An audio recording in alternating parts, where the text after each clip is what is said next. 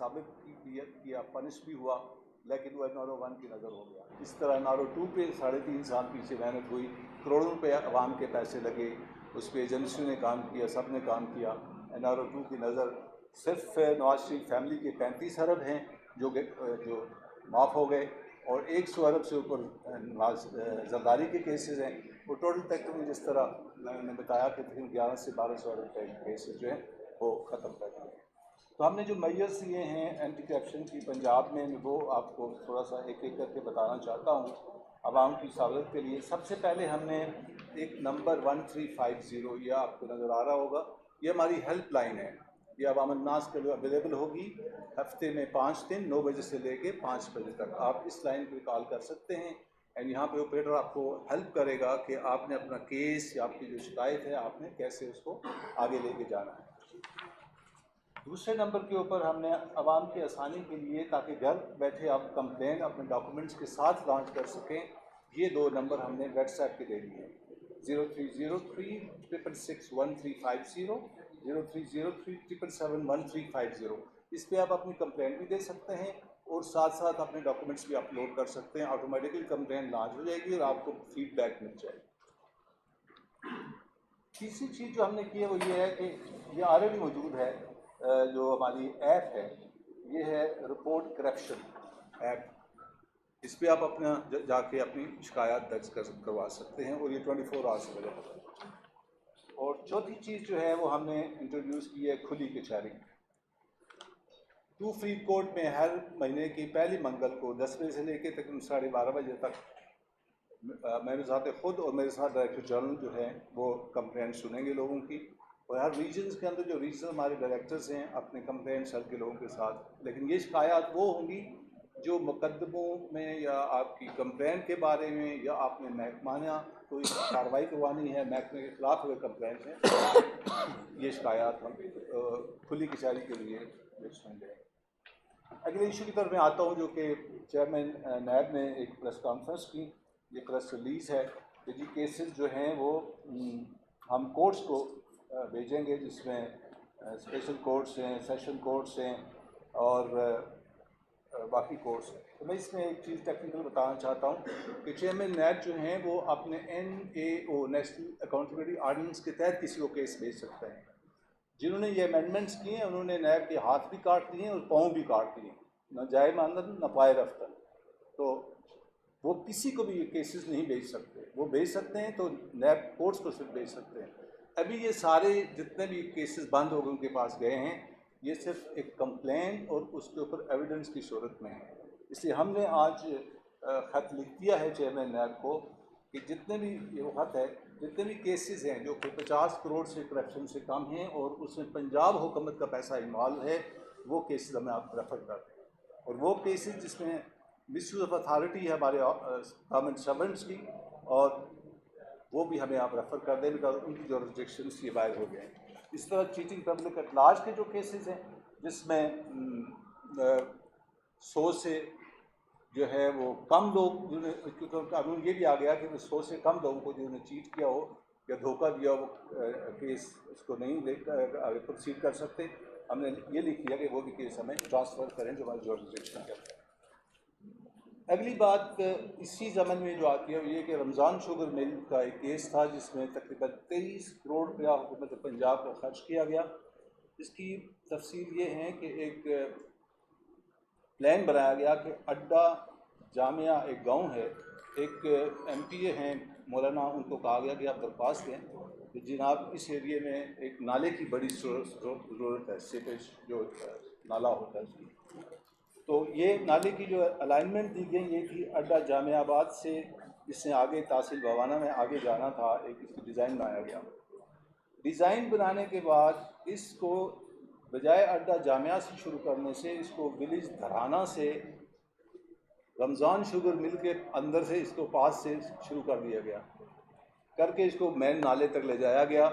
और इस तरह बेसिकली जो नाला जो इसने अवामन नास के लिए फलाह के लिए आसानी के लिए बनना था, वो इन्होंने बना लिया अपने रमज़ान शुगर मिल के लिए बना लिया। अभी एफ्लुएंट जो है इस वक्त भी जो है रमज़ान शुगर मिल का जो गंदा पानी है वो इस नाले से जो कि आवाम के पैसे से बना, ये जो है ना इस्तेमाल हो रहा है। तो ये हमने केस इसका कागज़ ले लिया है।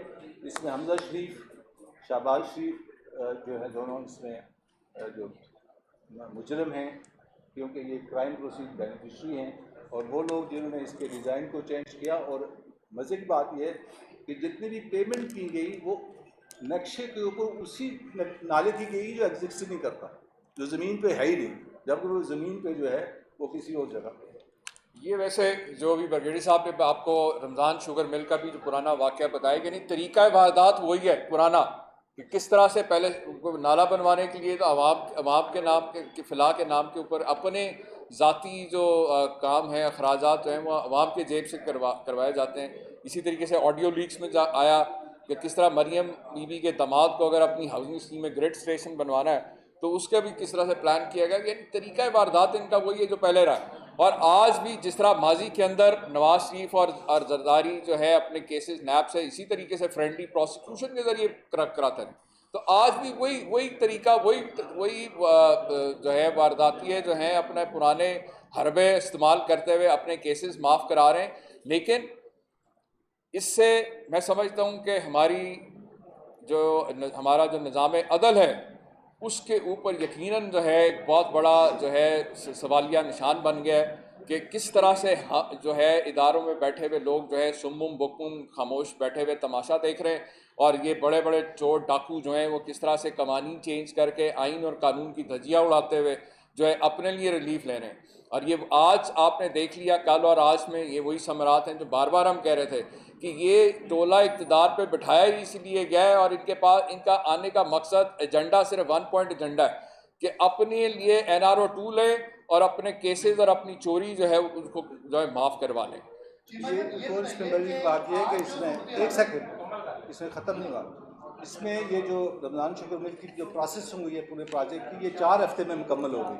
और क्योंकि चीफ मिनिस्टर था और चीफ एग्जेक्टिव इसके जो हैं वो हमजा शहबाज थे और चीफ मिनिस्टर शहबाज शरीफ थे, तो ये पूरा प्रोसेस जो है आप टाइमिंग से आप देखें तो ये 3 से 4 हफ्ते में मुकम्मल हुआ। आखिरी बात ये है कि हमने जो इंटीरियर मिनिस्टर हैं सना, उनको भी हमने आज नोटिस किया है। उनका एक केस है जिसमें कल पहाड़ में उन्होंने एक हाउसिंग बिस्मिल्लाह फार्म हाउसिंग सोसाइटी में उन्होंने 2 प्लाट्स जो हैं वो रिश्वत के तौर पे लिए हैं, ये उनके इल्ज़ाम है। तो हमने उनको समन कर दिया है कि आप आएँ अपनी पोजीशन को क्लियर करें, बिकॉज इस FIR के अंदर जो बाकी मुजरम है उन्होंने अपनी पोजीशन क्लियर कर दी है।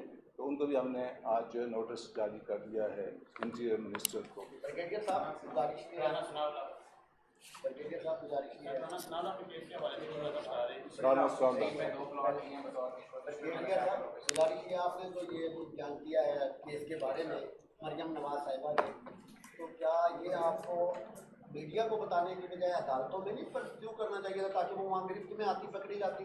अदालतों में मौजूद है ना ये 4 चीज़। साल आपने कोई सजा नहीं दिलवा सके किसी को, 4 साल मरकज में हुकूमत रही, किसी एक को कोई 1 रुपए के जुर्माने में कोई सजा हो जाती, कोई एग्जाम्पल तो बनती। 4 साल सजा तो हुई थी ना, GIT की रिपोर्ट के ऊपर सजा ही तो हुई थी, जिसको आज जो देखे ना जो नैब कवानीन ने चेंज किया है।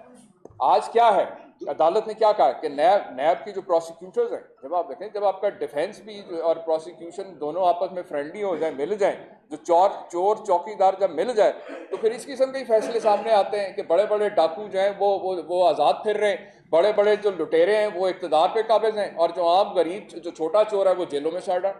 यही तो सारी जद्दोजहद थी हमारी, जिसके हवाले से आपके सामने चीज़ें कि किस तरह से जो है रिलीफ दिया जा रहा है बड़े बड़े डाकुओं को। और सिर्फ कवानीन जो चेंज जो बार बार हम कहते रहे कि पिछले 4 महीने में अवाम को रिलीफ देने के लिए तो इन्होंने एक भी पॉलिसी नहीं बनाई। अवाम को सवाए तकलीफ मिलने के और कुछ भी नहीं मिला। अगर रिलीफ मिला है तो वो सिर्फ बड़े बड़े चोरों डाकुओं को मिला। ये जो पोजीशन मैंने आपको बताई है ये कोई मेरा ज़ाती रिकॉर्ड तो नहीं है, ये उस रेफरेंस का हिस्सा है। इसी पे बेस कर तो कोर्ट ने पनिशमेंट दी है, लोअर कोर्ट ने, आज हाई कोर्ट ने छोड़ दिया उसको। ऐसा नहीं है कि मेरे पास है, ये उस रेफरेंस का उसका हिस्सा है। लोअर कोर्ट ने इसी बेसिस के ऊपर पनिशमेंट किया था जो नैब की कोर्ट ने, और हाई कोर्ट ने उसको छोड़ा है।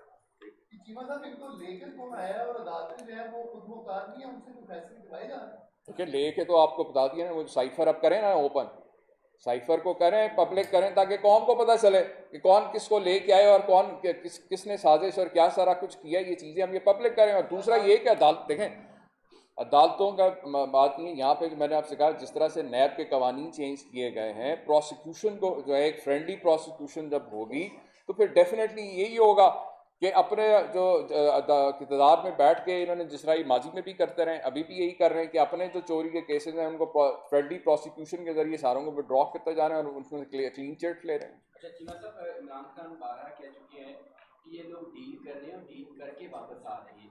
ये डील किन लोगों से की जा रही है जो इनको वापस ला रहे हैं?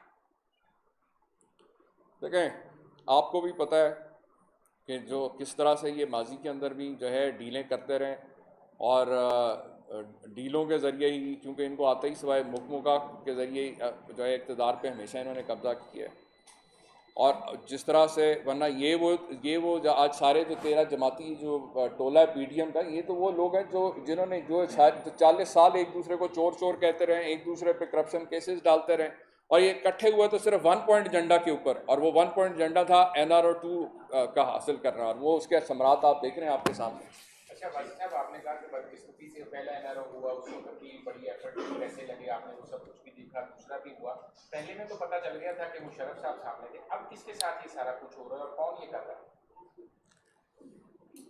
अब कौन कर रहा है? हाँ, जो ऊपर इक़्तिदार में आए वो लोग कर रहे हैं।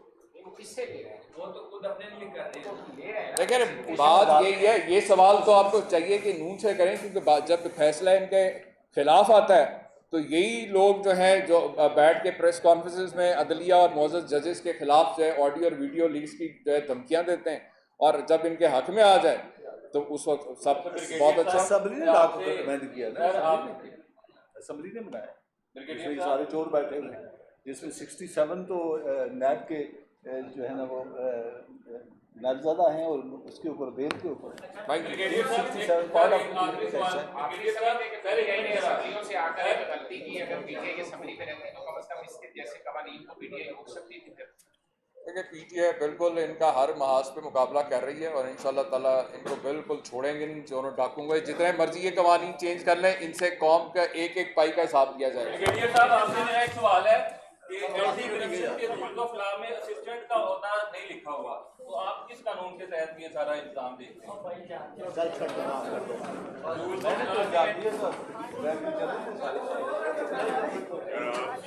थोड़ा सवाल है